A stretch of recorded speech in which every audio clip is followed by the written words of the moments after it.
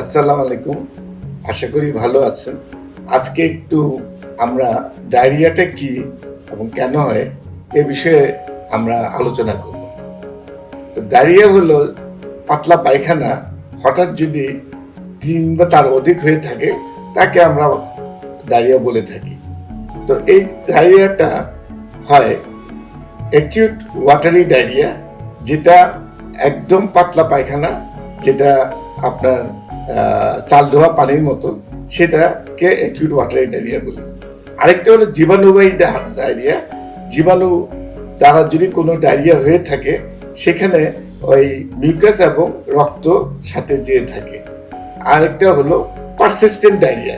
যদি কোনো ডায়রিয়া 14 দিনের অধিক হয়ে থাকে তাকে আমরা পারসিস্টেন্ট ডায়রিয়া বলি। এই ডায়রিয়াতে সাধারণত মূল যে লক্ষণ সেটা হলো রোগী পানি চলে যাওয়ার কারণে শুষ্কতায় পড়ে যায়।